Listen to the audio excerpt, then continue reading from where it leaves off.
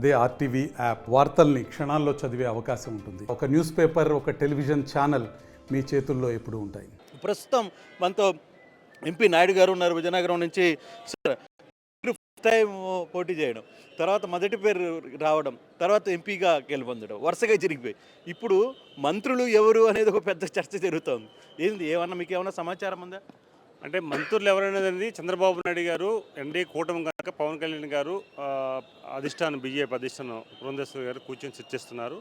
చంద్రబాబు నాయుడు గారు పారదర్శకంగా ఉన్నారు. ప్రధానంగా ఏంటంటే మంత్రులు ఎవరు కాదు, ముఖ్యమంత్రి నేను కాదు, మనకు కావాల్సింది ప్రజలు, ప్రజాప్రభుత్వం ఏర్పాటు చేస్తున్నాం, ప్రజల్ని మనం మేలు చేసుకోవాలి. ఎందుకంటే ఇది చెప్పారు వారు ప్రసంగంలో, ఖచ్చితంగా మేము ఈరోజు నేను ముఖ్యమంత్రిగా ఉన్నాను, లేకపోతే పవన్ కళ్యాణ్ గారు రేపు వస్తున్నారు ప్రభుత్వంలోకి, ఎవరు వచ్చినా సరే ట్రాఫిక్ని మాత్రం ఆఫ్ చేయొద్దని చెప్పి నేను ఇన్స్ట్రక్ట్ చేస్తున్నానని చెప్పి అని చెప్పారు. అంటే ఇందులో ఒక విషయం ఉంది.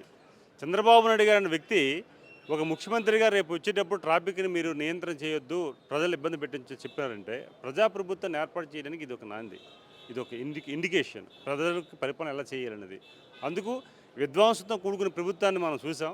ఇప్పుడు ప్రజలకి ప్రజాప్రభుత్వాన్ని ఏర్పాటు చేసి ప్రజలకి హితుకు పలికే ప్రభుత్వాన్ని మనం చూడాలని చెప్పేసి అందుకు మంత్రులు ఎవరు వచ్చినా ముఖ్యమంత్రిగా ఆయన ఉంటున్నారు కనుక ప్రజలు కోరుకునే ప్రభుత్వాన్ని ఏర్పాటు చేయాలి కనుక ఎవరైనా సరే కామన్గా వెళ్ళాలనేది ఒక ఆలోచన. అది అందుకు మాకు ఆనందం కలుగుతుంది. మేము పార్లమెంట్ సభ్యులు అవ్వచ్చు, లేకపోతే ఎమ్మెల్యేలు అవ్వచ్చు, మంత్రులు అవ్వచ్చు, ఎవరైనా సరే ఒకే నినాదం తెలని అన్నారు. ముఖ్యంగా ఈరోజు గత ఎన్నికల కంటే భారతదేశ చరిత్రలో నిన్న కూడా మేము చూసాం. సెంట్రల్ హాల్లో వారు వచ్చినప్పుడు బీజేపీ అధిష్టానం కానీ లేకపోతే అక్కడ ఉన్న నాయకత్వం కానీ మోడీ గారు అవ్వచ్చు, అమిత్ షా కావచ్చు, అగ్రనాయకత్వం అవ్వచ్చు, పవన్ కళ్యాణ్ గారు వారు వచ్చినప్పుడు ఎన్డీఏ కూటమి తరఫున వచ్చినప్పుడు వెరీ రెస్పెక్ట్.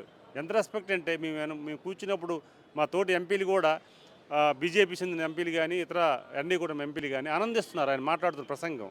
ఆయన ఎన్డీఏ కూటమికి ఇచ్చిన మద్దతు కానీ లేకపోతే భారతదేశంపై ఉన్న అవగాహన కానీ ఈ రాష్ట్రంలో మేము ఏం చేయబోతున్నాం చెప్పే విధానం కానీ వాళ్ళందరూ హర్షించారు. అందుకే నాయకుడు అంటే ఎలా ఉండాలనేది మేము ఫస్ట్ నుంచి చెప్పుకొచ్చాం. ఈరోజు కాదు.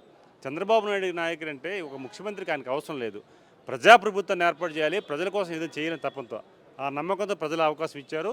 ఆ నమ్మకాన్ని ఉమ్ము చేయొద్దని వారు ఇతుబాటు చేసినప్పుడు మాకున్న బాధ్యత మరికొద్ది బాధ్యత పెరిగింది. ఈరోజు ఒక నమ్మకం, ఒక ప్రజాప్రతినిధి ఎన్నుకొని ప్రజలు ఏ విధంగా గౌరవిస్తారనేది ఈరోజు చూసాం. అంటే కుల సమీకరణాలు ఇప్పుడు కూర్పు అంటేనే, మంత్రివర్గం కూర్పు అంటేనే కొన్ని సమీకరణాలు, ఈక్వేషన్స్ చాలా వస్తున్నాయి. అందులో మీరు 19 స్థానాల నుంచి మంత్రులు అవుతున్నారు, జనసేన 4 అంటున్నారు, బీజేపీ 2 అవుతున్నాయి. సో వీటిల్లో కొంత ఈక్వేషన్ ఏమైనా వర్కౌట్ అయిందా? కొంత మీకు అంటే క్లూ అంటే సామాజిక వర్గం న్యాయం చేసేది, బీసీ వర్గాలకు న్యాయం చేసేది తెలుగుదేశం పార్టీ. ఆ రోజు అన్న ఎన్టీఆర్ గారి నుంచి మళ్ళీ చంద్రబాబు నాయుడు గారు కొనసాగిస్తున్నారు. భవిష్యత్తులో కూడా అదే ఉంటుంది. అయితే ఏంటంటే ఇక్కడ సామాజిక సమీకరణాలు, ఎందుకంటే సహజంగా హై ఫిగర్ కూడా చాలా ఎక్కువ వచ్చింది. సహజంగా కాంపిటీషన్ ఉంటుంది, సహజంగా ఉంటుంది. మంచి ఎండల్లో అర్ధరాత్రి అపరాత్రి అయిన పాదయాత్ర చేసి తెలుగుదేశం పార్టీని కాపాడారు కనుక వారు కూడా 100% వారు ఖచ్చితంగా వారు సలహాలు సూచనలు కూడా ఉంటాయని మేము అనుకుంటాం. ఉండాలి కూడా, మేము చెప్తున్నాం. ఎందుకంటే ఉండాలి. మంత్రి రంగంలో ఏంటి సార్ మేము మాట్లాడుతుంది ఒక కార్యకర్తను తీసుకొచ్చి పార్లమెంట్ సభ్యుడికి ఇచ్చారు. నేను యాక్చువల్గా దరఖాస్తు పెట్టుకోలేదు, నేను అడగలే. ఎందుకంటే నేను పార్టీ ముఖ్యమైన మనిషిని కనుక ఈరోజు అవకాశం ఇచ్చారు. అలాగే రేపు పార్టీ కోసం ఎవరైతే శ్రమించారో 5 ఏళ్ళు, అలాగే రేపు పార్టీ కోసం భవిష్యత్తులో ఎవరు మన అవసరం పార్టీకి, ఇవన్నీ సమీకరణలు చూస్తారు. అక్కడ ప్రజా ఆమోదం ఎవరికి ఉంది, ప్రజలకి రేపు ఎలాగ సర్వీస్ ఇస్తారు, సామాజిక వర్గ సమీకరణలు ఇవన్నీ కూడా తీసుకునే చేస్తారు. ఖచ్చితంగా ఈరోజు ఎన్డీఏ కూటమికి ఎలాగైతే వారు ఒక న్యాయం చేసి ఈరోజు కేంద్ర మంత్రులుగా ఖచ్చితంగా ఇక్కడ కూడా అదే ఉంటుందని నా అభిప్రాయం. ఎస్ సార్, ఖచ్చితంగా ఎంపీ గారు చాలా కీలకమైన అంశం చెప్పారు. నేను మధ్య పంపించడానికి వాళ్ళు పడ్డ ఎఫెక్ట్స్ కావచ్చు, వాళ్ళని ఈరోజు దృష్టి పెట్టుకుంటున్నారు. వాళ్ళకే పెద్ద పదవులు రాబోతున్నాయి. ఈరోజు సాయంత్రం కూడా 19 మంది టీడీపీ నుంచి మంత్రులుగా పోటీకి రాబోతున్నారు. రేపు మంత్రులుగా ప్రమాణ స్వీకారం చేయబోతున్నారు. 4 జనసేన నుంచి, అలాగే బీజేపీ నుంచి 2 మంత్రులు ప్రమాణ స్వీకారం చేసే పరిస్థితి అయితే ఉంది. చంద్రబాబు చాలా క్లియర్గా ఒక మాట చెప్పారు, నేను ముఖ్యమంత్రిగా ఉండబోతున్నాను, రేపు పవన్ కళ్యాణ్ ఏ హోదాలో మన మధ్యలోకి రాబోతున్నారో రేపు చూస్తురు అన్నారు. అంటే ఆయన డెఫినెట్గా చెప్పబోతున్నారు డిప్యూటీ సీఎం పవన్ కళ్యాణ్కి ఇస్తున్నట్టుగా చాలా క్లియర్గా అర్థమవుతుంది.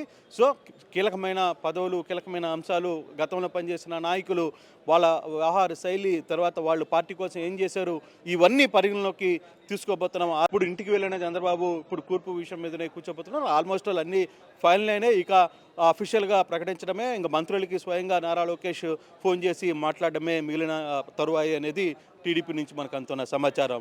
జేఈఈ అడ్వాన్స్డ్ 2024 ఫలితాల్లో రెజొనెన్స్ విజయ భేరి ఆల్ ఇండియా ఓపెన్ కేటగిరీలో 31, 53, 63 లాంటి టాప్ ర్యాంకులతో పాటు కేవలం రెజొనెన్స్ హైదరాబాద్ క్యాంపస్ నుండి 180 మందికి పైగా విద్యార్థులు ఐఐటి సీట్ సాధించడం గర్వకారణం. మా హైదరాబాద్ క్యాంపస్ లో జేఈఈ లాంగ్ టర్మ్ అడ్మిషన్స్ జరుగుతున్నవి.